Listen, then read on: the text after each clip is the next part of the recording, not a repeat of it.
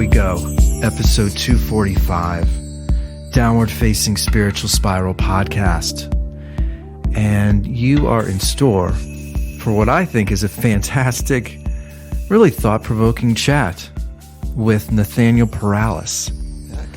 And he's a photographer. He used to live in LA. I've actually done a couple shoots with him, but he is now in the region of Portland, Oregon. And I have been a huge fan of his work for many years, so much so that many of his photos actually are the cover photos for my albums or my singles. If you look back on probably the last 4, 5, 6, 7 releases, all of his photography has ended up being used as the cover photos for my records or singles. And I think his eye is just phenomenal. And it's strange, but you know, obviously, and we talk about this, but photography has sort of become so diluted now because, you know, our phones, we can all take photos and we can all add filters. But it's funny, as much as I try to take great photos, and I think I do okay, when I look at Nathaniel's, I can see the difference between somebody who has this trained, quote unquote, professional eye versus somebody who is, you know, like me. Yeah, or somebody who is not professional. I mean, there's so many great photographers out there, but I do believe people like Nathaniel have this skill that is just beyond or unparalleled compared to others. He has a unique eye when he is capturing nature photos and even urban photos. I think is just absolutely fantastic. You can find him and his work at nathanielperales.com. That's Perales. I'll put the link in the notes section of the podcast. He's obviously on Instagram as well, at Nathaniel Perales. And very briefly here, it's interesting. I don't want to say that one podcast is better than another, but I just thoroughly enjoyed this chat. And we obviously talk a lot about technology, social media, photography, artistry, and balancing this incredibly beautiful but tumultuous society with the craft of creativity. And I guess what I loved about this chat with Nathaniel is we try to unravel it all and objectively, without judgment, talk about this very strange, often beautiful, often confusing society and trying to navigate it as artists. Look, you probably know what's going on in the world. There's a lot of tragedy happening right now, and I hope these conversations, these chats, maybe raise the frequency of empathy, maybe raise the frequency of sensitivity and trying to understand where other people are coming from. I think Nathaniel and I, disagree a little bit, but there's something about the way that we communicate where even when we're disagreeing, we're listening.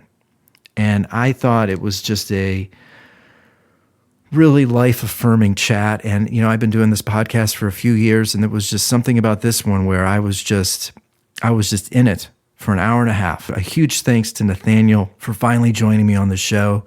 As I said, I've just been a huge fan of his work. You can find him again at nathanielperales.com. You can find him on Instagram. I really think you're going to enjoy this one. If you do, please share it with your friends. Maybe write a review on iTunes or give it a 5-star on Spotify. I've been getting a bunch of listens in Europe over the last few weeks, so I'm not sure how you're finding out about the show, but it means a lot that you've jumped on board the ship of the spiritual spiral. It really means a lot. You know where to find me on Instagram at Eddie Cohn or the Spiritual Spiral Podcast. And I really hope you enjoy this one as much as I did. Nathaniel, thanks again for not only your amazing photography and your amazing work, but just for being a guest on my show. It means a lot. And as always, thanks to you for listening, supporting, being a part of the Downward Facing Spiritual Spiral Podcast.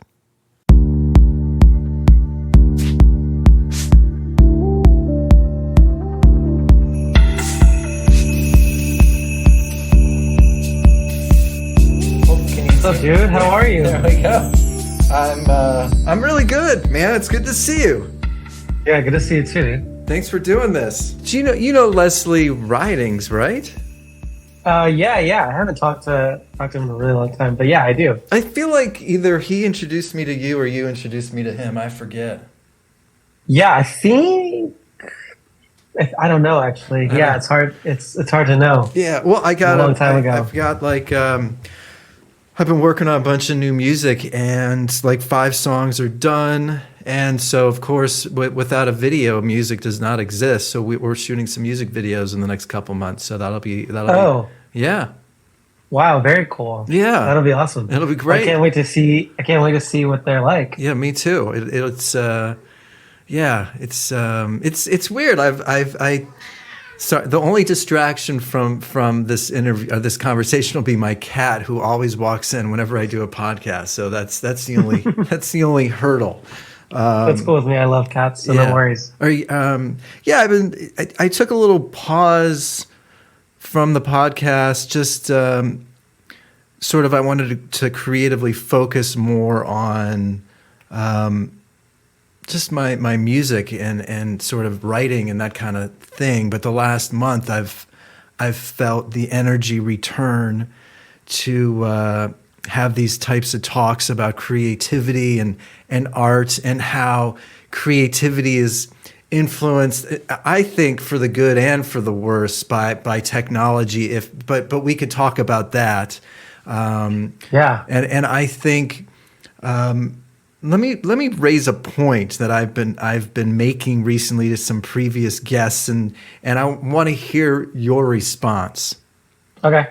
Cool. So, like, on the one hand, it's wonderful that these tools that have sort of come into our lap can really promote a lot of creativity. Like, a lot of big artists are using GarageBand, which you can basically get for free onto an iPad, and so to have access, years ago you needed to spend $100,000 to make a record and go to an actual studio, and now, for like $10,000 you can get a great computer, a great microphone, a preamp, and you can be all set. Mm-hmm. And yeah, so completely. Like, I've been thinking, so it's good, but it feels like it's more diluted now than ever. And then I think, and then I think, well, how does one break through? And so then, of course, I think about you as a photographer, and to think like anybody, quote unquote, can just grab their phone and take photos. And Instagram sort of started out as this very photocentric app, and God, how it's evolved and changed over the years. So surprisingly. Yeah. So I kind of want to backtrack and get sort of your history into photography, but I couldn't help but feel compelled to begin by sort of talking about that and how that all makes you feel, and how you sort of emotionally toggle photography and then the app world of Instagram.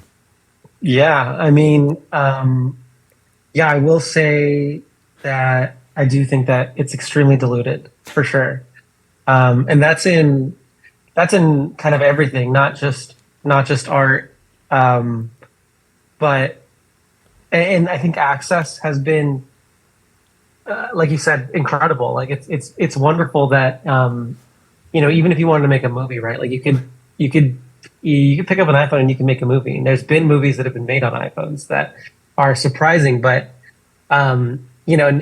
and to think like what is professional art, quote unquote, versus what is like amateur art. And I have a love-hate relationship with technology. I mean, I think I use it with my art, and I also use it with my work. And so, I grew up back before the iPhone, so it was like computers were kind of all that I had, and the possibilities even then seemed like totally incredible, right? Like, I was making like little home skate videos, back when I was like 12, 13 with like my mom's video camera, but then we would like edit them on like my dad's PC, and then Right. we would just like, yeah, watch them ourselves.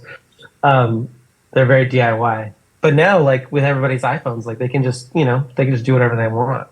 Um, so like, I think I will say that I don't like where technology companies have been going. I feel like there's this theory called the inshitification of apps and Wait, services overall. what's it called again? Say it again. Inshitification. So it's like first the app or the like technology or the service is really amazing and rad for users and like free, like we could use like Instagram as an example for that. So at first Instagram was like rad, like a Yeah. place for photography, a place to share photography, a place to share your life.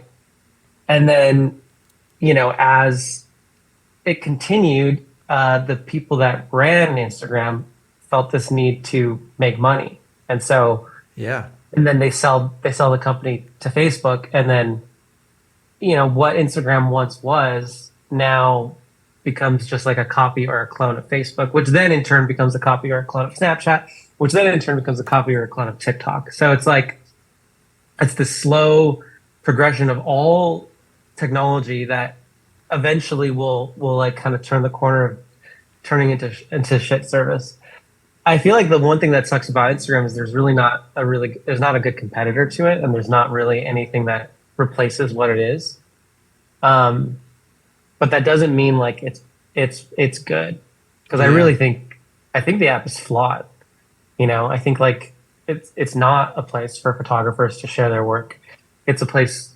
It's really just a place to be social.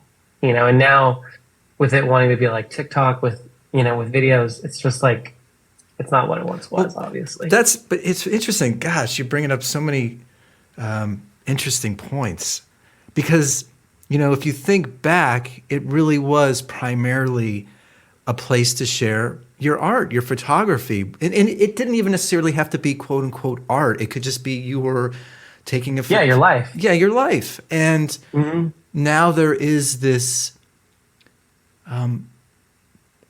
frenzied pace for apps. They want people to spend their time there, which ultimately is sort of what you're saying, to be social, whether it's to share stories or to share reels or they obviously added messages, so that's another way for people to quote unquote communicate.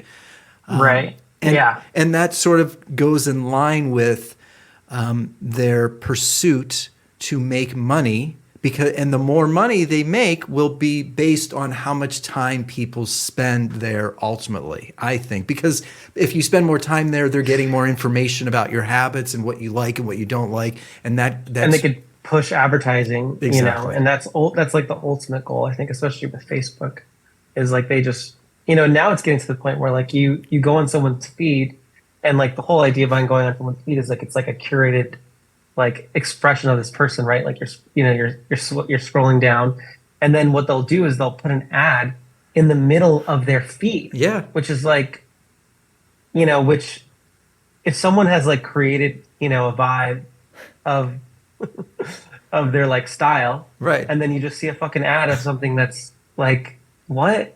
It takes me out of it, and I really dislike it. It really makes me not want to use it, to be Hmm. honest. And I think like I've slowly been, receding a bit by bit. But I think that question opens up like, okay, so where, not that we do everything for Instagram, or it's not like we do everything for fame, but like where do I share my work then? And I think there's alternatives, but of course that means like more commitment, more work. Like it is, yeah. I mean, there was like art before Instagram. Like Instagram's not everything. So I think for me, it's like taking a step back and thinking about like how do I want to represent my art. And even if I'm not getting like daily feedback, like that's okay.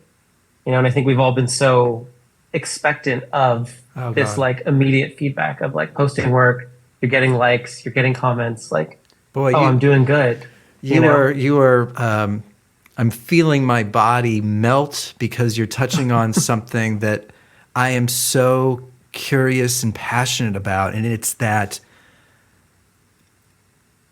that interesting, mysterious place of when you create something, and other than maybe, hey, I want to send this to Nathaniel because I'm curious what he thinks, to what, like, my network of close, intimate artist friends who Right. will be honest with me and say that's working, that's not, that inspire, like, that is a very close knit community that Yeah. I really cherish, and I think we all need that. But to Hmm. just, and then also there's that area of being patient with your work is done, but then once you release it into that world of Instagram, it then brings you down that rabbit hole of what do people think, and is it getting likes, and are people really even noticing it, or are they just sitting on the toilet or in the post office quickly looking at something, whereas Yeah. as opposed, if you're showing your work at a gallery where they're actually focused and the intent is there to look at work. Totally. Yeah. I mean, yeah. As humans, I think we all like are feeding for that validation, or we're like yearning for the validation, and and I don't think we're gonna get it ever from Instagram. Like I want to say that, like, yeah, that like momentary satisfaction that you get, or that like momentary like hit of dopamine that you get when you see that like people are reacting to it, like that is worth it. But as far as like it being maybe like a little bit like larger or wider, or maybe standing like the test of time in a certain way, I don't know if Instagram is the place that we should be putting so much focus towards. And I think that like it's been a big ploy over the last like 10 or 12 years, or actually probably a little bit longer, maybe 16, 17 years, to make art for a company that is just looking for people to keep using the app. Like we're doing it for them, actually. Like we're doing it for the gatekeepers of the product. And we saw that really, we saw it like right in front of our eyes when they were trying to do the whole like transition to TikTok thing, where like, people were posting just photos and it was getting like no traction whatsoever in the quote algorithm, Right. because they wanted people to make reels. Yep. And like that is like so fucked up. And that's not fair to people who don't make reels, I or agree people with who you. don't want to make reels. It's like, just because Facebook says that this is the way that you have to stay relevant doesn't mean it's true. It just means that they're gatekeeping, and it just means that they're like controlling their own narrative so that eventually they'll make more money so that they can compete with TikTok. Like it's like a it's like a rat race Yeah. that that Facebook is like trying to control the amount of views that they're getting so they continue to make money. Well, ultimately, and I think like we don't have to really think about it like on such a huge level where it's like, okay, we have to fight the system, because like I think you're right. Like we build audiences. There's obviously audiences on Instagram. There's obviously people that support art there. But I mean, as a photographer, I feel like sometimes my work should be viewed larger than on an iPhone.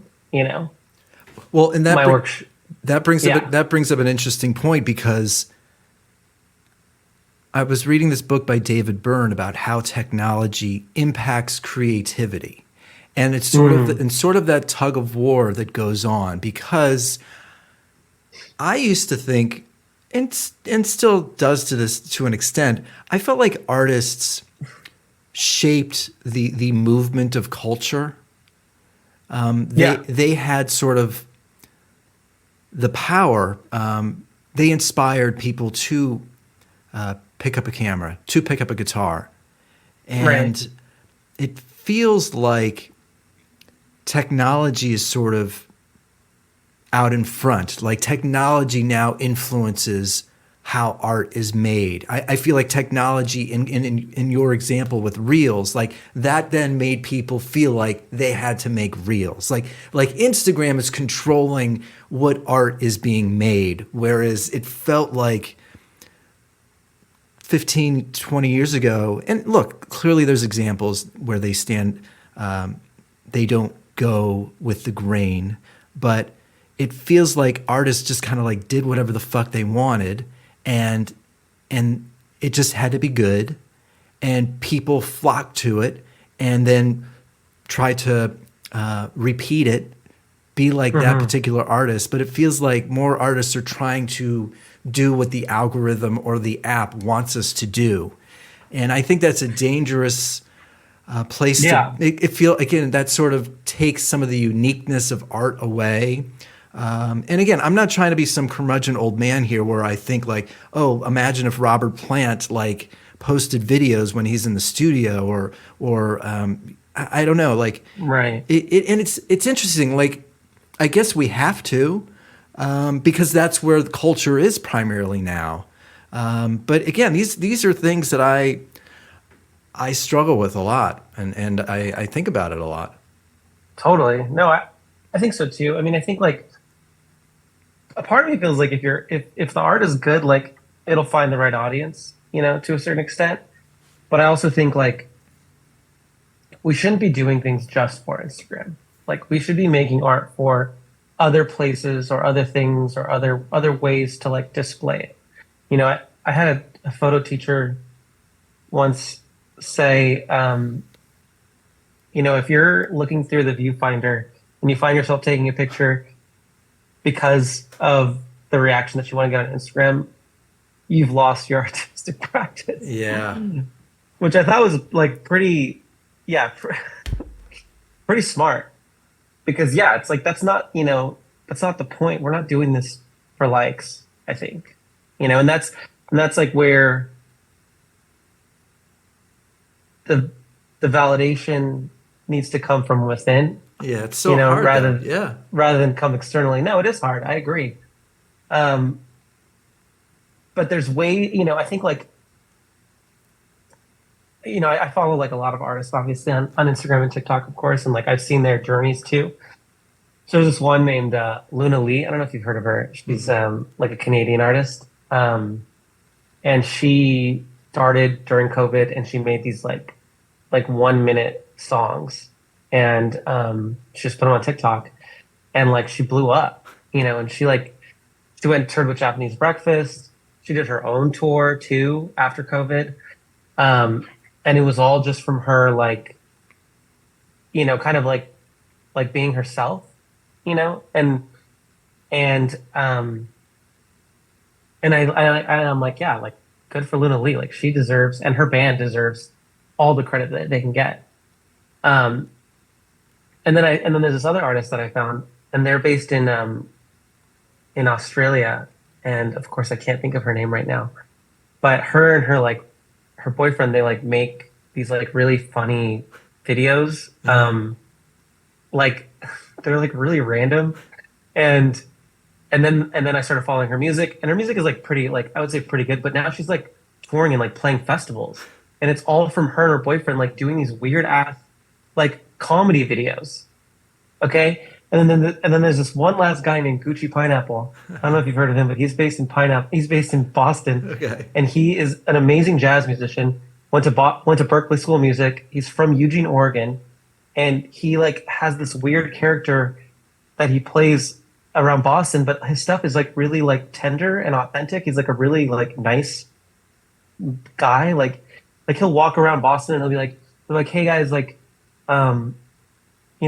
let's gas up these old people. And he'll like walk past old people and he'll be like, hey, why does your drip look so good? And he'll be like, and then like the people will be answering and it's like so random and so funny. But like he like became friends with like the needle drop guy. Uh-huh. And so all I'm saying is like, there's ways on social media, I think, that you can like cheat the system, right? So that people will notice your art. And so I feel like these, I mean, Luna Lee is a little bit less of that example, but definitely like Gucci Pineapple and that other artist from Australia who I'll think about in a second. But they are like kind of cheating the system in the sense that they're like using the platform for what it's for, which is to like kind of be sensational to a certain extent, or like play a character, be an entertainer, and then like infiltrate with their actual music, and then become big. And I don't think that that's like, I mean, good on them that they have the ability of being able to do that, but like I don't think that I could ever do that personally, because I feel like I'm too fucking drawn to the craft that it's like Yeah. if I try to become this other character, then that like takes away from the art. And I think that that's my own, maybe my own blockage No, or my own like, I think I talk about this. There's a particular subset of culture, of creative culture. I don't know if they're merely introverts. I don't know if it's challenging for them to emotionally toggle between quote unquote marketing attention Nathaniel versus the creator Nathaniel. But I yeah, do think the particular artist now who likes it, because I think a lot of artists are so they thrive on solitude and the craft and the mm-hmm, process. They don't quite know how to handle or be that attention, quote unquote, whore. You know, and because I think a lot of those yeah, people, like they just feed on attention and constantly posting videos about themselves. I think there's a narcissistic quality to it for sure.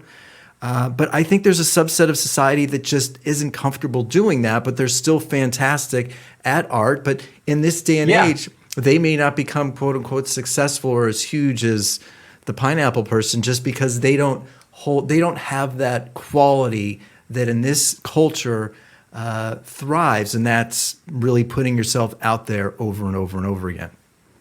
right. Yeah, totally.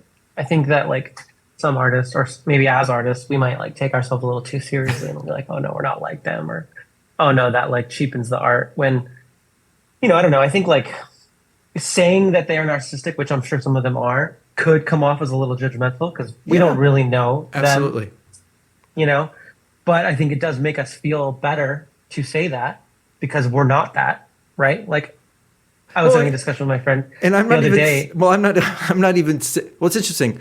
I'm not even saying narcissistic in a judgmental, negative way, but Okay, I'm reading a lot of books about yeah, yeah, what technology is doing to the cerebral cortex of the brain. And that part of the brain is that it exudes empathy and sympathy and thinks about others. That part of the mm-hmm, brain is getting torpedoed by this other segment of the brain that is becoming mm, more pronounced because the more you spend on social media, it brings mm. it allows that part of the brain to usurp the cerebral cortex. And that part of the other brain is often associated with narcissistic qualities. And Wow, that's just a reality. totally. Which I like wholeheartedly agree. I think social media. I mean, for so long, like I, I would feel depressed about myself because it's so easy to compare yourself to other Yeah. people. It's so easy to like to see someone else's successes and think to yourself like, oh, why aren't I there? Or or even just like the whole idea of FOMO, seeing your friends out and then you feeling left out because you weren't invited for whatever reason. Yeah. All Let me emphasize to my listeners that Nathaniel is 17 years old. No, I'm kidding. No, but the funny thing, I'm kidding, but the reality is, I said this to my last guest. I mean, I'm like I'm older than you, but we're like adults here, and we still yeah, have those very childlike high school emotions attached to this device. completely, 100%. Yeah. Yeah.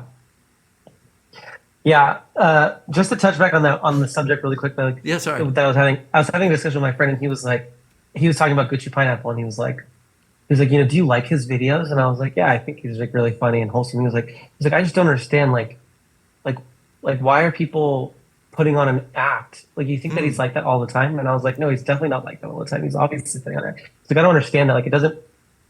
This is what he said. He said it doesn't make sense why they're doing that. Why don't they just go get a normal job, or why don't they just go get a real job? And I was like, okay, wow, Yeah. that's a little like a little slash a lot judgmental, but also I think like even he's not an artist. He's just like a normal person. Like looking at Instagram, he has like a tech job, but he's mostly in sales. Like he's like a normal guy, like not trying to prove anything to anybody, basically. Yeah. And yet he still is like frustrated with how the internet creates people's personalities, like you said, probably because of narcissism, because we like the attention, because we want to get to the next level in like our society. Yeah. And at the moment, our society is rewarding people who have large personalities on the internet. And that's essentially why there's like a huge inflation of all of this stuff on the internet that seems like so crazy and so extra. And it's because people are being rewarded through likes, through like contracts with companies, through their fan base. And it really makes you think like why are we rewarding these people? You know what I mean? Just even people that have like, okay, I don't want to go too far on this tangent, but there's another podcast that I listened to, and they were talking about how how basically like movie studios will now pay critics for their opinion about a movie, and because the studios are financing them, it's like, are they really being truthful Oh my God. This is with what they're saying? okay. Finish your point Right? because I have to say something. Go ahead. Yeah, and so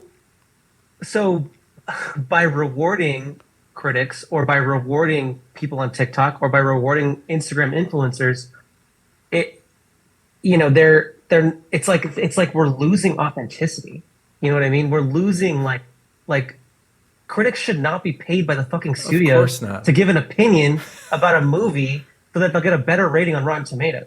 You know what I mean? Like, Wow, gosh, I want to backtrack. I had no idea we were going to go down this, but this is so interesting. So this is a theory of mine, and it's very complicated, but I'll try and articulate it because it touches on what you're saying. I don't think our culture knows what's good or bad anymore for multiple reasons. I think the critic has been destroyed, like the authentic, high quality, highbrow critic who actually has good taste.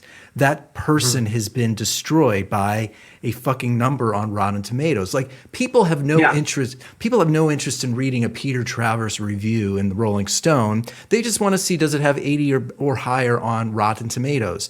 The other issue is we live in this world now where you can't criticize anything, because if you do, then they throw out that word hater. And I have to say, and we have a bunch of like sycophants in the world where everybody's just like kissing everybody's ass because they want to retain or get to that next. They want to get to that next level. Like there was just something on Instagram where they're rating Christopher Nolan's four best movies, and the top four were like Oppenheimer and Interstellar and two others.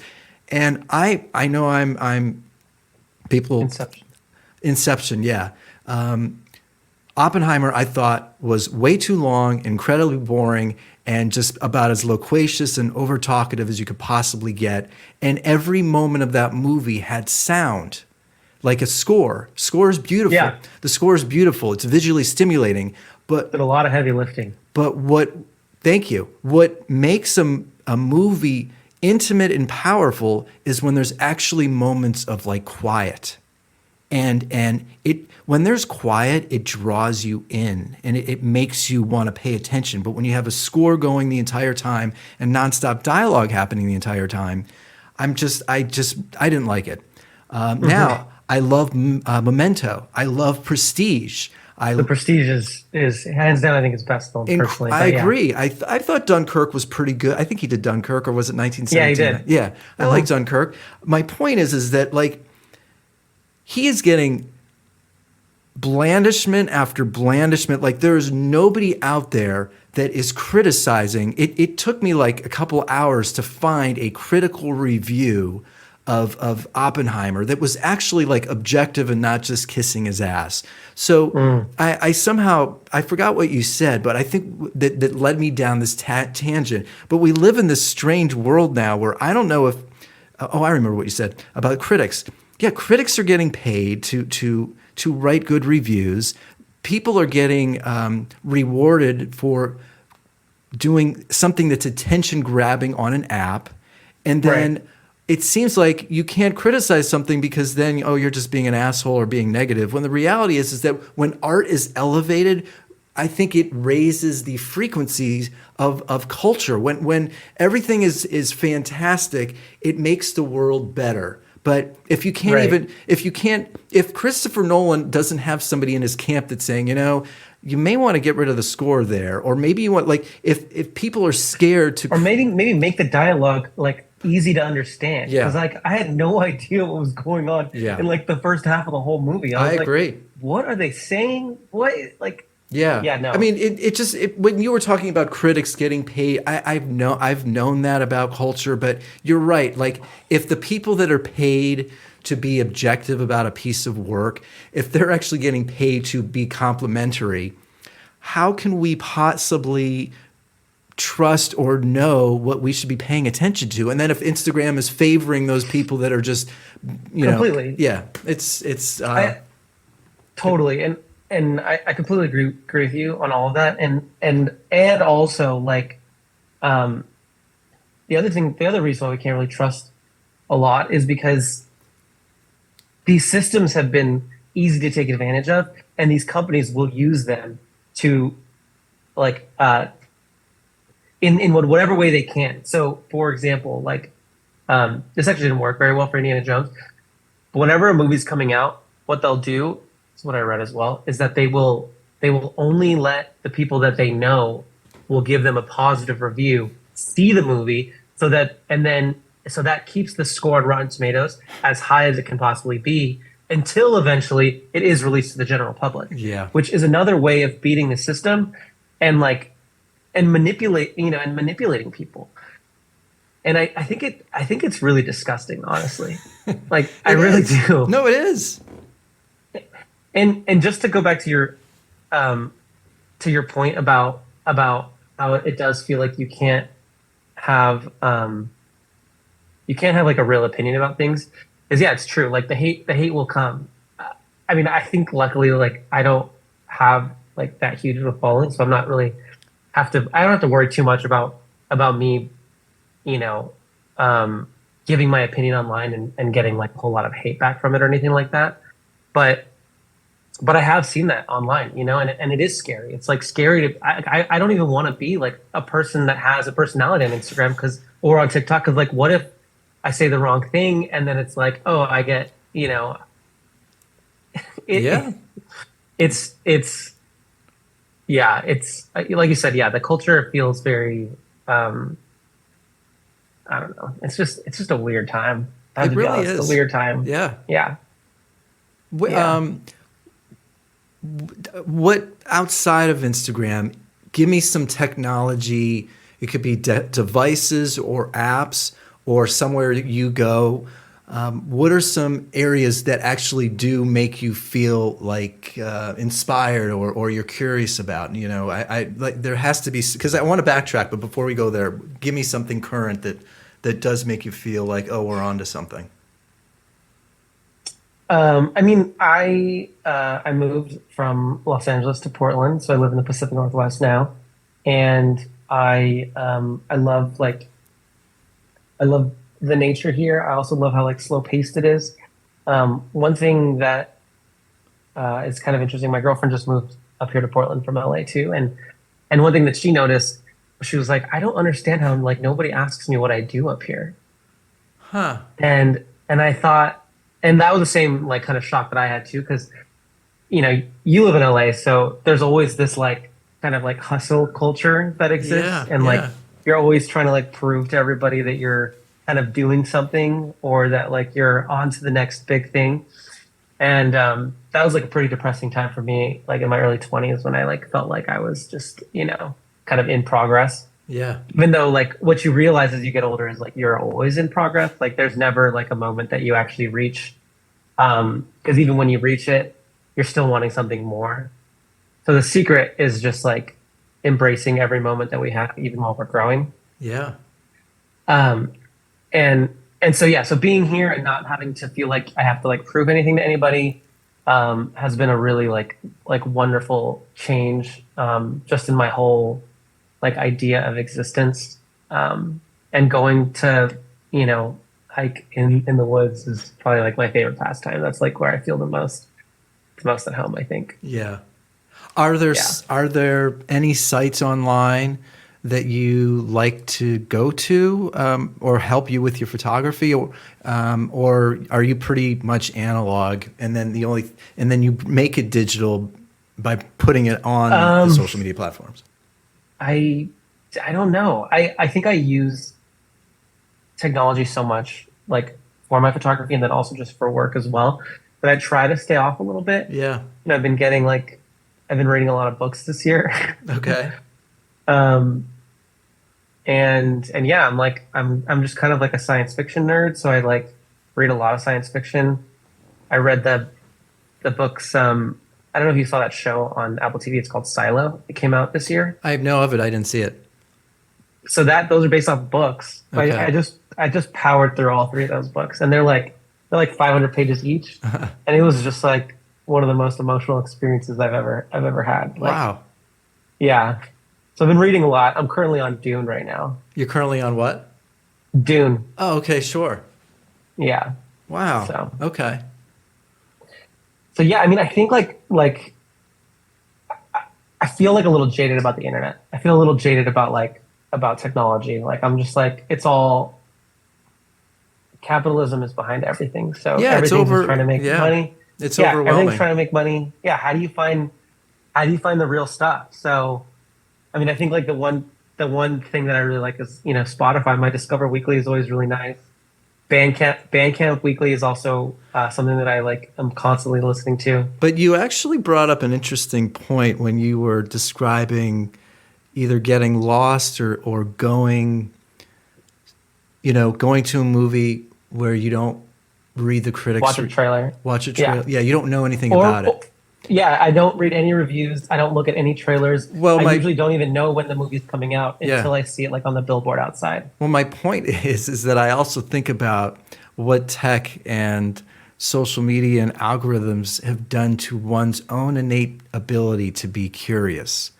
And, Spotify is giving you the music they think that you're going to enjoy, and Netflix is Right. feeding you the shows that you want to enjoy. And I think there is something to be said about what you were just touching on about, discovering something on your own.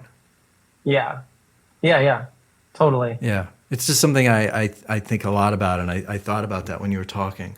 And the other thing I was thinking about when you were talking, do you notice people don't ask you questions like they used to? I don't know. Do you feel like people are inquisitive and want to know more about you? That's a good question. I guess maybe it's hard to say. I really like try my best not to judge, Yeah. but I think if I were to think about it, yes. Yeah, people don't, I mean, like, Yes, I have, people don't ask like they used to. yeah, I think so. It's something that it's weird. Like your flow with me, you like give answers, but then you actually like pause and are curious about what I have to say. And Yeah. that is something that is not a regular occurrence. And also I've noticed in my day to day over the last few years, it feels like people forget to ask me questions. And it's just something that I've sort of noticed over the last few years, sort of just the change in the ebb and flow of a conversation, how that sort of evolved and changed over the years. Yeah, I mean, I definitely think that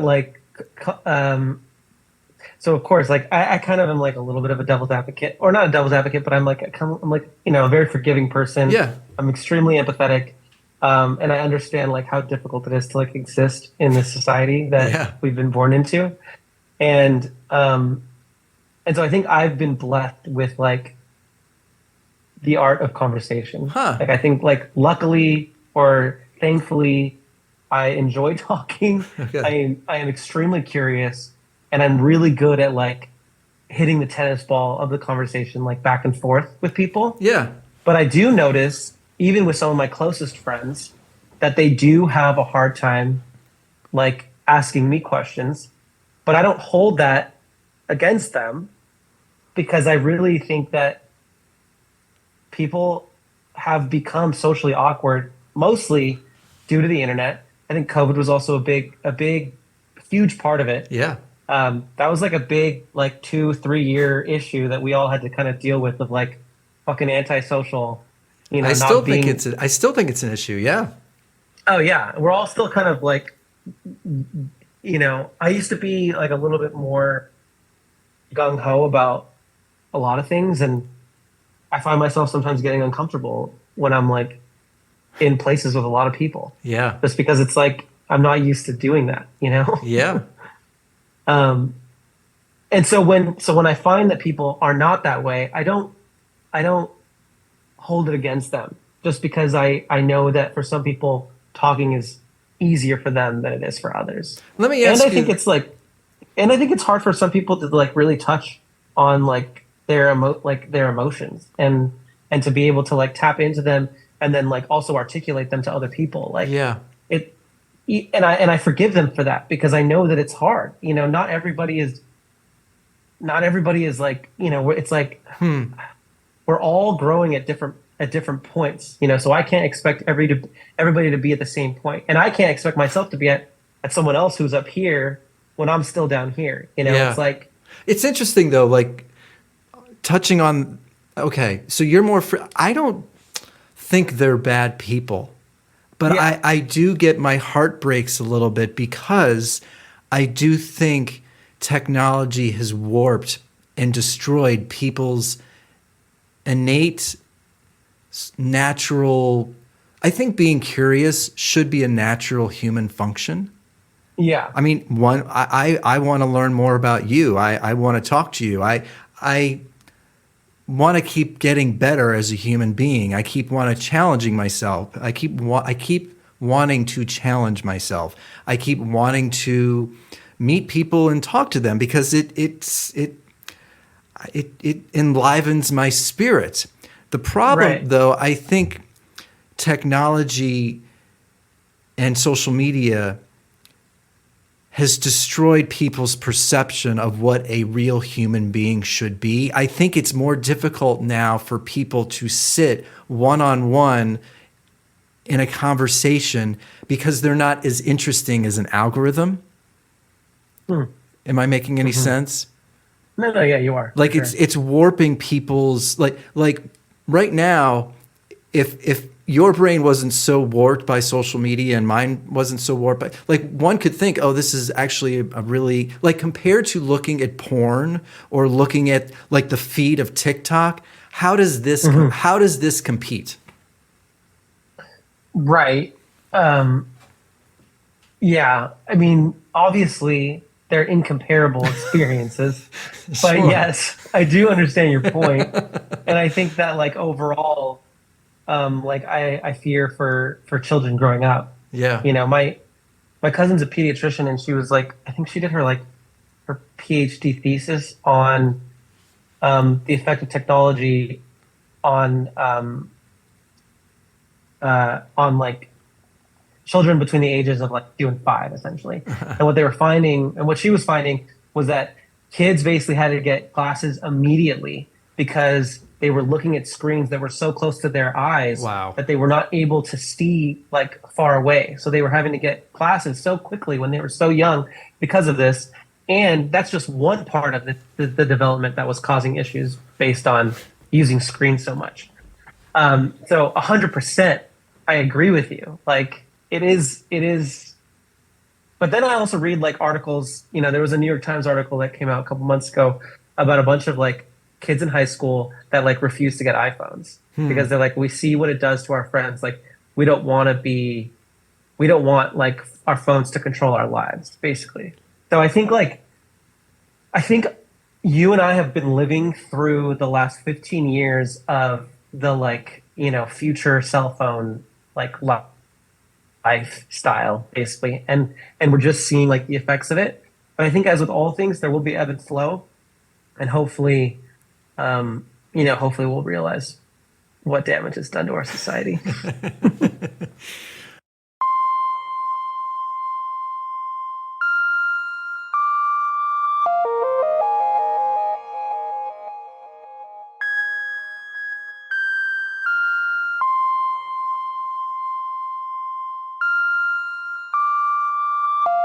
Well, before I keep saying I want to backtrack, but Yeah. you just said, and then I just hit record again, that I think about this stuff all the time, and I try not to, but I think about it a lot also. And I guess my last point here in this area is, I finished 5 songs, and I've got like 4 or 5 others that I'm working on. I'm going to go to the studio this week, and we're going to start working on 5 others. So my goal is to have like 15, 16 songs, and come next year, I'm just going to release one every couple months. Nice. Music videos, or I'm not sure, play some Instagram live shows, try to do some gigs. But I think the reason why I think about it a lot is I think about releasing art into the world that you and I have just been talking about.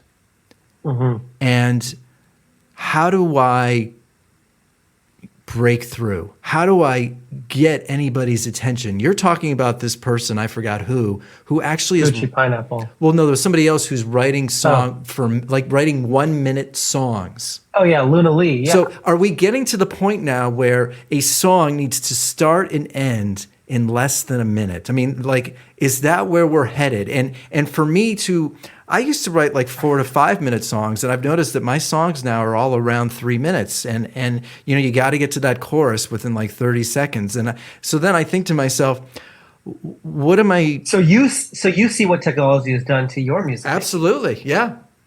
I don't think it's fair. It shouldn't be like that. Well, I don't even know. You should make the music that you want to make. Absolutely. That you feel compelled to make, not based on what you think people want to hear. It's not even. It's not even.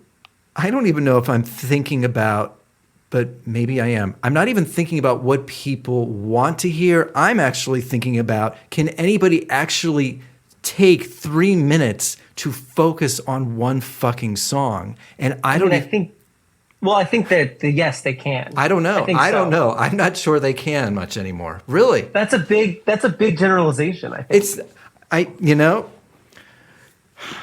Because there are people out there that do listen to music. Absolutely. You're absolutely right. I guess it feels like when I'm out in the world at large and I see people multitasking and they're working with Netflix going on at the same time. That's crazy. Going to concerts with their phone out all the time, out to dinner, kind of talking, but people are constantly looking down at texts. So when I see that in the world around me, I think to myself, how can anybody sit through 5 songs without being distracted? But you're right, that maybe like in their car or maybe home where I'm not with them, maybe it is 100%. Okay, great. 100%. Okay. I think so. I mean, like, I hope so. Again, I could be generalizing myself, but like I listen to music a lot, and I feel like it's not when I'm multitasking, or I mean, I could be showering, but I think like I went to a concert this past weekend, and it was like a huge ass concert. I'd never been to this venue before, but like there was a lot of people, and a lot of people knew the words, and the songs were longer than 3 minutes long. Okay. And so I know for a fact that there are a lot of people that were listening to that music. What band or artist was this? It was they're called Kate. So it's Kate and then this rapper Amine, and they like created their own little project. And Amine is from Portland, so it was like a pretty big. Okay. It was like a big deal. But I mean that's just like one. I also went and saw Bon Iver like a month ago, and like sold out show. Everybody knew the words. Like it was an amazing experience, and I've seen him so many times too. But like I just think that we shouldn't. I don't know. This goes back to what I was saying before.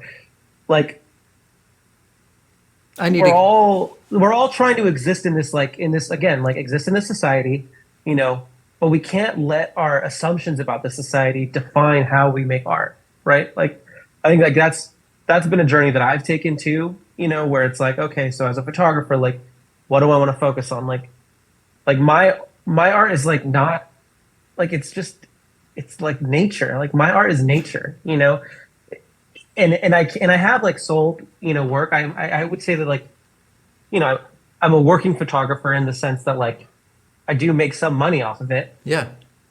but at the same time, like I never really wanted to go the commercial route. Like I didn't want to be a commercial photographer. And so because I made that distinction, I made that choice, like I won't be making the money that I could be making if I were a commercial photographer. Well, But I just don't like it that much. what's the difference between a commercial photographer and what kind of photographer you are? Well, I would say like a commercial photographer, for example, is doing shoots for like Target or like other brand, not Target. Sure. Target's like a much bigger brand, but like any brand, especially with e-commerce now, like there's so much work there's so much money to be made for photographers for these brands, and it's just not something that I personally enjoy doing. And so I choose not to do that. Yeah.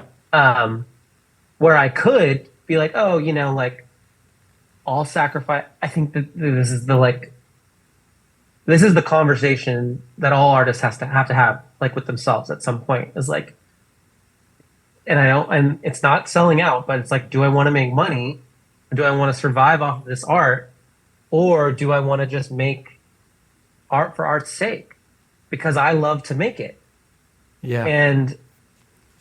And so do we like wiggle and morph our art so that it's like more accepted to a general audience, or do I morph my vision so that I fit it into what the client wants, which is like obviously, of course, like I think that's like another part of art that is like an art in itself, is being able to like bring to life what somebody else's vision is. But or do we want to make what we want to make? Yeah. And for me, like I think that I like to get lost and take pictures of things that are in the middle of nowhere, and my audience will find me, or I will find an avenue for that art to be consumed. But again, it's not about like the money or the likes. It's about, does this bring me joy? Like, is this what I like to do? Yeah. And ultimately, that's really all that matters. At least that's how I feel. Obviously, external validation is so, I think, important for like our self-worth and like. But ultimately, if we think about that, if we think about external validation, like, is that just our ego talking? Is it just that we want to be as popular as the other person because then it shows that we proved it to these other people? Yeah. And that's like, and that's the question. You ask you ask a lot of good questions too. I mean, I think I feel like I can't explain what inspires me sometimes and the way that music comes to me, and the melodic nature that evolves in the lyrics, and it's so intimate and personal. But then couple that with, there is a performance aspect to music, and Yeah. I certainly love to play songs live, and I think a lot of joy comes from other people connecting with the music. So Yeah. I think a lot of art is created with no intention whatsoever for anybody to see it or to hear it. I mean, there's probably a cathartic element around it where it feels like therapy. But when you do start to create art where you want to make money, or you want to perform it, or it's meant for other people to see or hear, that is such a slippery slope, because then sort of the audience starts to mold in with one's own intimate process. And then, of course, it feels really good if people like what you just made, because it is sort of evolving out of a very soulful, intimate space. And I think that's where it gets confusing. Yeah, I think so too. And I think that like being an artist in this new world, especially a musician, I think it's really hard. I mean, when iTunes is or when Spotify is paying you fucking 0.001 cent for every stream or something like that, Yeah. it just doesn't make sense, you know? Like, how does anybody survive? And then you got to split that with the producer, you got to split that with your fucking agent, you got to split that with like all these other people. It doesn't, the math doesn't add up. And I, yeah, it's just hard. It's hard out there, dude. Yeah. I'll tell you that. So But then if you can get your art in like, if you can get the music in a movie or in a TV show, like absolutely. maybe there's more money that could come through. But then like you got to get that in front of the right people. It's just like yeah, it's difficult. And like you said, there's an excess. There's like an excess of art being released every single freaking day, nonstop, 24/7. Yeah. So, last segment before you're okay with time. You have a little bit more time. Yeah, I'm good.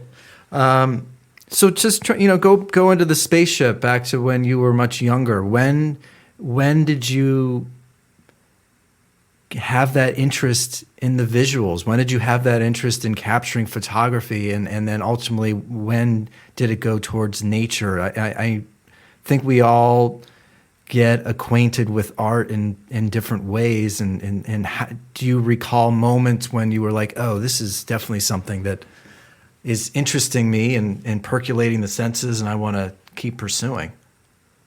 I grew up kind of like a pretty athletic guy. Did you say athletic? Yeah, athletic guy. Okay. Growing up, like my dad was like a professional soccer player for a little bit. My mom was also extremely like athletic when she was younger. And then like I grew up playing all these sports and stuff. And then Were you born here? Yeah, I was born in LA. Okay. Mhm. Went to like elementary school in Eagle Rock, and then my family moved to like Temple City. I always grew up like around East LA. Okay. And then I moved to Austin, Texas, and lived there for a little bit, for about 5 years. And then when I came back, it was like when I was 16. And so I didn't really have like a lot of friends. And my mom... Sorry to interrupt, but up until that point, art or photography, was anything sort of hitting you or not even yet? Well, yeah, okay, so basically the reason why I brought up the whole athletic thing is because when I moved to Texas, I kind of stopped doing like sports and stuff like that. So like I just mostly was like skateboarded a whole lot. Uh-huh. And so with like my friends. And then I met this guy named Chris, and I got involved with like the band scene, and it was like during the whole Screamo era. And so I was like in a Screamo band, and like it was like pretty cool. And then I met my friend Chris, and Chris was the drummer of this band, and he was like really into web design. And he was like the first one that really opened up my eyes to like to design, in the sense of like, oh wow, like this is actually something that I could do for work. It's something that I'm really interested in. And it kind of like I was always really good at technology too. So I was taking like some like computer classes like in high school. And then I really like loved what Chris was doing, because he was making like professional grade websites, and he was like a fucking junior in high school. And like I couldn't believe it. Like even his designs now, like they're just so good. And so I was like, oh cool, I could do this. And then, I had like some drama that kind of went down with my family. And so I ended up moving back in with my mom in LA. And one of the like caveats of the move was, we'll get you like your own MacBook Pro. And I was like, hell yeah. And we'll get you a camera. And I was like, okay, cool. So why a camera? Well, because I always wanted one. Okay. And like I dabbled a little bit in Texas, but nothing really nothing a lot. Not a lot. Yeah. So when I moved back, this is like I was like a junior in high school. So I like back in a new high school, like I didn't really know anybody. And so I was kind of like just hanging out with myself a lot. And so I like learned like everything on the Mac. Like I got this laptop and I was like, cool, like I'm just going to learn everything. And so I learned how to do everything on this computer. And then they got me the camera, and I was like taking a lot of pictures. And my mom took me to Alaska when I was 16. Wow. Okay. And so that was like the first big like nature trip, because being in LA and Austin, like they're pretty dry places, like Austin is like pretty beautiful, I will say, or like Texas is beautiful, but it's not like Alaska. Or No way. because the following year after Alaska, I went to Glacier National Park and we did this whole like month road trip around the like national parks in Canada too. So it was Wow. like Banff, Jasper, like, and those two were just like totally opened up my mind where I was like, wow, this is God. Like Yeah. this is this is what life's all about. Like just going to these places, like feeling the nature, looking at trees you've never seen before. Um, so I took a lot of pictures when I was out there, but this was like kind of with a digital camera. And so when I came back, I just started really becoming kind of obsessed with Flickr at the time. It's funny that I want to say like I hate technology so much now, but like back then, Flickr was like the Instagram of the time. And so I just, would post a lot there, and I learned a lot about what other people were posting, and then I got my first film camera, and it was a Hasselblad 500 CM, and I still shoot medium format to this day because that camera is like it's just what gives you the really the best quality pictures, I think. And Say the camera again one more time. that one it's a Hasselblad 500 CM. It's the one that they brought to space when they went to the first moon landing. So that was the one that took all the pictures of the moon. Okay. And it's cool. There's no batteries. It's all mechanical. It's like a little box. Um, but yeah, that was so once I got that, it was just kind of like I just never wanted to stop. Um, but again, I think like I don't know. I always I used to be in my early 20s like a pretty huge perfectionist, and I was like pretty judgmental of like other people, and I think a lot of that has to do with I think like growing up in LA, like you just want to be the best, and you want to like prove to everybody that you're the best. Yeah. And so I was really hard on myself, and I never really like had the confidence to be like, oh yeah, this is like what I do. I just did it for myself, and I always did it for myself. And then I fell into like design work and like web development, and so I started working like and designing for people. Um, but photography has always just been like a really special, it's like it's my own little like special place where I get to like go and kind of exude like my feelings about existence. Yeah. Yeah. So that's kind of like, yeah. So it just started when I was younger, and I just kept doing it, and I still do it to this day.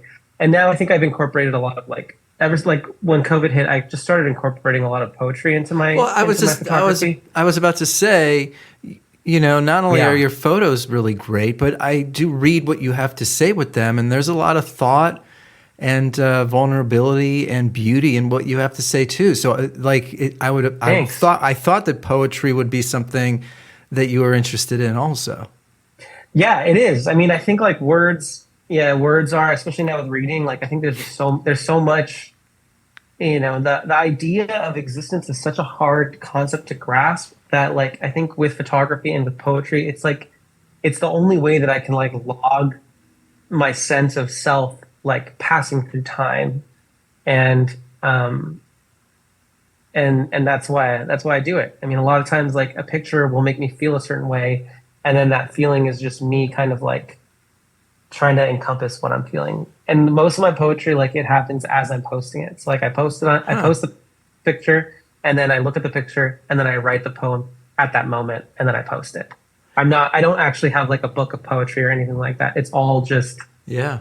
It's all just like in real time, which is pretty wild, I think, for me Well, actually. it's interesting because we've been criticizing the technology world that we live in, but it's interesting in those moments when you're about to post it, you are inspired in those moments and create something that's actually really beautiful.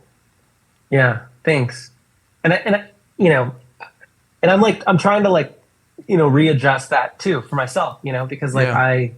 I have a lot of photos, man. I have like, so like this is these are just like recent rolls Uh that I huh. still need to scan.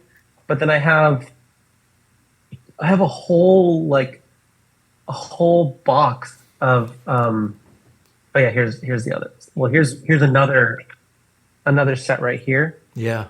Oh my So gosh. these are all, this is like, this is just all old work, like over the last 10 years that I haven't scanned yet, that I just need to kind of like sit down and get through. And there's another few of those that I just showed you that are right over there too. And then I have a notebook right here. And this notebook I haven't scanned either. Yeah. So it's just a lot, like a lot of old work. And so I need to just do it, you know? I need to go through and I need to just keep doing it. Yeah. Let me Yeah. two quick questions, then I'll let you go. There's something I almost feel larger than life when I'm like, or almost like, well, not only that, but sort of led by a spirit that I can't even, I'm not particularly religious, but there is a sort of religious spiritual quality to bringing a piece of work to life. But then when I release it on Spotify or iTunes, I feel really good about the quote unquote release. But when I release, but when I release moments on Instagram or social media, to me, it sort of like diminishes it in this weird sort of way. When you see your analog piece of art, especially in your case because it's photography, and I'm sort of like translating my music into a visual form that I think will be appealing on a social media platform. But when you're Right, in like a visual way. but when you're actually taking a visual that's analog and then putting it onto this digital landscape, do you feel emotionally what's going on emotionally? I've tried to like release any feeling that I have about it. Huh. I'm not gonna lie. Like I've found that it's better for me to not build it up, you know, not make it not make it seem bigger than it is, which Yeah. is a picture that I took that I want to share with other people. And the reason why I found that is because I don't know. I just like okay. One of my really good friends. He's also a musician, and he I think has been cursed with perfection, like really truly, to Yeah. the point where he won't release anything. And I've heard his music, and it's amazing, but he will not release a goddamn thing because it is not good enough, and it's not perfect. In his mind. But in his mind, right? Right. And so that idea of perfection, that idea that it needs to be a certain way, especially for something like Instagram, which is just like someone looking at it for a second and going by, I just like I don't want to have any attachment to it whatsoever. Yeah. Because attachment, and you know, this might be my own like coping mechanism. Attachment only brings like dissatisfaction. Like you can only be let down if you have attachment to something. Yeah. And for me, like I don't want to experience life, any part of it, with attachment. I come to an experience with my own expectations of myself.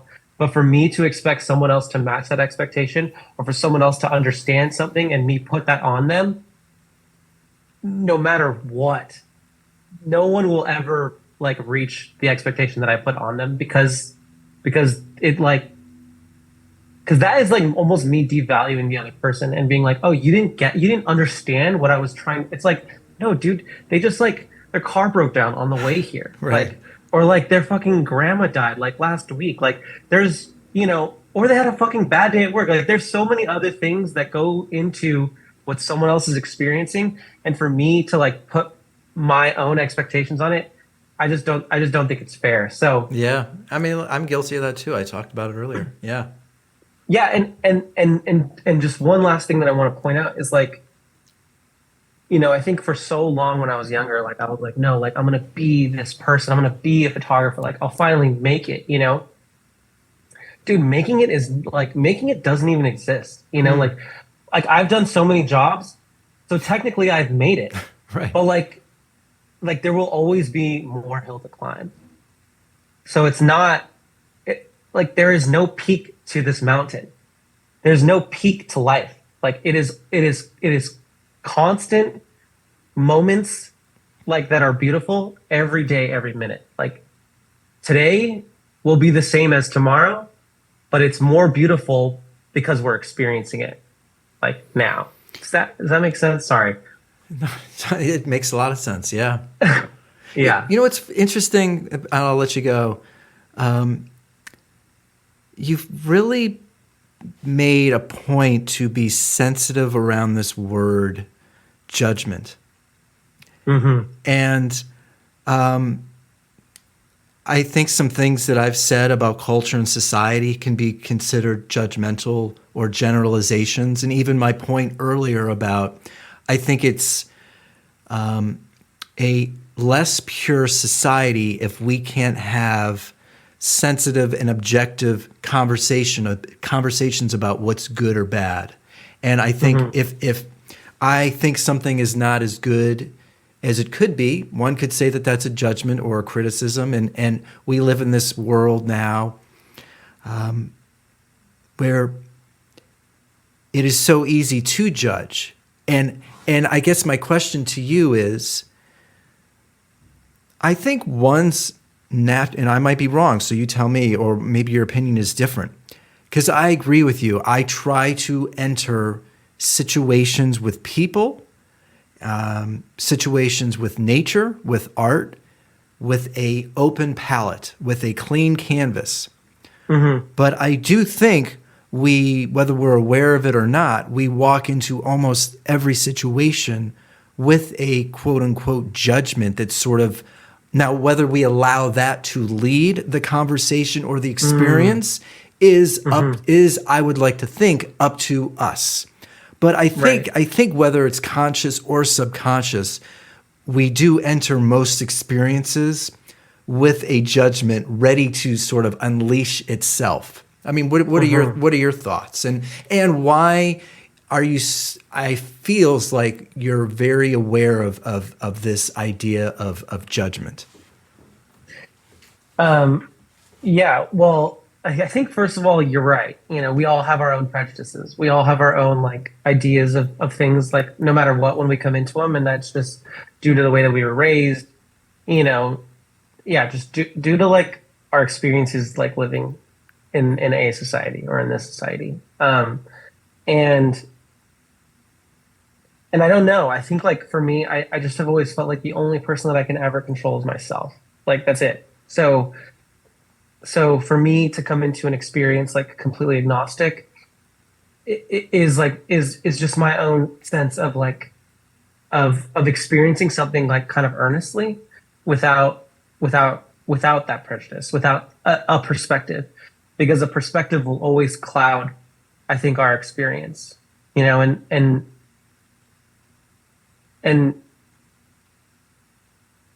like, not to get too deep about this, but like, you know, we've all had like issues with our families, right? Like I have like, I have a great relationship with my dad now, but there was like a long time when I didn't during my teenage years. And I held on for so long for this validation that I thought that I was going to get from him. Yeah. For him to finally see like my strife that I had to deal with my whole life. Yeah. You know, that day never came because his perspective and his life, like, it didn't exist the way that I saw it. And so I had to like accept the fact that like his reality was different than my reality. And if I wanted to have a reality together, I have to accept that his reality is different and he has to accept that my reality is different. And that's the only way that like that I felt like I could have any sort of control over my experiences, is like, hey, he experienced this differently and you experience this differently. And so am I going to like hold on to the fact that like I am right? Or am I not going to have, or am I going to have a relationship with my dad? Yeah. You know what I mean? Mm-hmm. And so it's like when family comes, right? Like not him specifically, but like other family, if the other family comes, like I know that they're going to have a perspective about the experience And so I have to like control myself. That's the only person that can, that's the only way that I can like steer the ship, is by not expecting that my, you know, or having no expectations, in the sense of like being like let's experience this, the good and the bad, without judgment, because we only have so much time on this life. Yeah. We only have, you know, it's all finite. So let's experience it all. I think that's like really why I am that way. Yeah. Yeah. Well, I Yeah. think, I relate. I connect with that. And I think I've seen people in my life, I won't say how close or far they are, that lead with, oh, I think I know this person or this place or thing, without even, like, I already know. Yeah. Why bother experiencing this? Or I know how that's going to go. Or, Right. or why, oh, this person is this way. Okay, well, I know why. And why even bother? Like, what fun? Where's the fun in going into a situation or a relationship or meeting somebody if you're going there knowing how it's all going to go? Totally. Where's the curiosity, right? Like you said. Yeah. Like it goes back to the curiosity. Yeah. Let's experience this in earnest. And actually, I think living a life that way, one has such an enormous ego, because they think they know how the experience or the person is going to behave. And in actuality, I think that ego is masking massive insecurity. Completely. Yeah. It's a safety. It's like, it's a, it's, I said the word earlier, but yeah, it's what we hold on to cope with existence. It's their coping mechanism. Right. The only way that they can hold on to like what they think that they know. And the only thing that I truly know is that I don't fucking know. That's it. Right. You know? And that's kind of how I operate. It's just like, yeah, I don't know. And I'm not going to pretend like I do. Yeah. Yeah. So let's I guess totally. the only reason, well, there's many reasons, but one of the reasons I find a lot of joy in having a podcast is, and I don't want this to come across as egocentric, but I think I have still, despite my struggles with it, held on to my ability to listen to my inner voice and my instincts and my perspective on what's happening to our culture. And whereas I think a lot of people don't care, and a lot of people just go with the flow. Yeah. I think it's really important to retain objectivity, retain the ability to turn off the phones, retain the ability to be objective and have an opinion, and be open and have the internal strength and confidence to share those opinions. Because if we don't, we're all going to sort of become robotic versions of ourselves.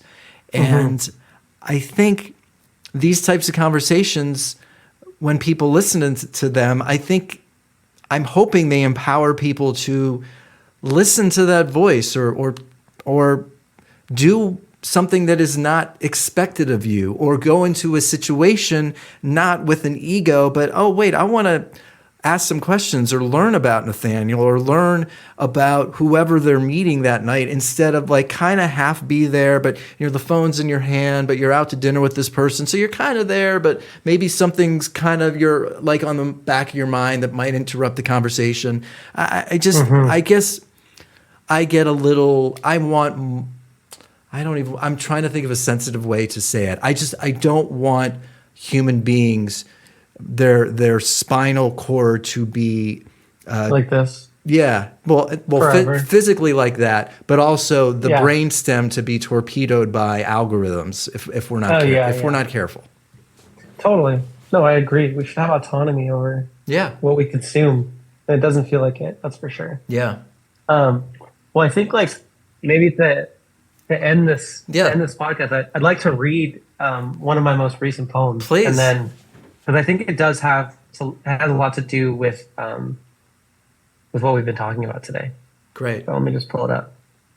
On your phone? Yeah, yeah. Ironically. Sorry. Good, he says. Okay. Spent time. Oh, here we go. Spend some time on another planet, away from my ego and alter ego. The compulsion to be liked and accepted and to seem impressive. I know it's just human nature, but self-worth should not rely on what you think your friends think, or what the algorithm feeds you, or what you think society is judging you for. Keeping up with the Joneses, running the rat's race, indoctrination at its core. The mystery of life is not a problem to solve, but a reality to experience. It's so funny how for about an hour and 15, 20 minutes we've been discussing and circulating around topics, but it's so poignant and powerful and beautiful when a poem can summarize a theme or thoughts in 40 seconds.